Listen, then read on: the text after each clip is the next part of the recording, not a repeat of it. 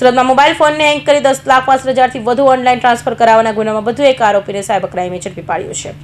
સુરતના ઈસમો મોબાઈલ ફોનને હેક કરી તેમાંથી ICICI બેંકના એકાઉન્ટમાંથી 10,65,000થી વધુ ટ્રાન્સફર કરાવવાના નોંધાયેલા ગુનામાં અગાઉ રાજેશ્વર વિશ્વનાથ ભોલેનાથ સ્વાઈનને સુરત સાયબર ક્રાઇમની ટીમે ઝડપી પાડ્યા બાદ આ ગુનામાં સંડોવાયેલા જિયાઉર રહેમાન અંસાર અહેમદ અંસારીને સાયબર ક્રાઇમની ટીમે ઝડપી પાડ્યો હતો અને ઝડપાયેલા આરોપી ક્રેડિટ કાર્ડ આપતા હોવાનું પણ સામે આવ્યું છે. Bureau report Hind TV news Surat. ફરિયાદીનો ફોન કોઈ ખોટી લિંક મોકલીને એમનો ફોન હેક કરીને 10.5 લાખ રૂપિયા જેટલા એમને પાસેથી પડાવ્યા. એ ગુનામાં અમે લોકોએ સાયબર ક્રાઇમ સેલે ડિટેક્શન કરી હતી 12મા મહિનામાં, જેમાં રાજેશ્વર સ્વાઈન કરીને એક માણસ છે એમની ધરપકડ કરવામાં આવેલ હતી. એમની પૂછપરછ કરવાથી ખબર પડી કે ખરેખર રાજેશ્વરનું કામ હતું ક્રેડિટ કાર્ડ જે ફ્રોડ કરનાર ગેંગ છે એમને આપવાની, પણ એક ડિરેક્ટલી લિંક નહોતું.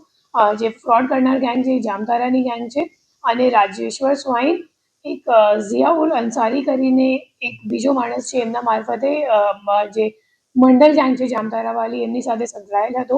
અને ગઈકાલે અમે લોકોએ જે ઝિયાઉલ અંસારી છે એમની ધરપકડ કરી છે અને એમની પાસેથી અમે લોકોને જામતારાને જે મુખ્ય આરોપીઓ છે બધાની ઇન્ફોર્મેશન અને વિગત મળી ગઈ છે અને એ દિશામાં હાલ તપાસ ચાલુ છે.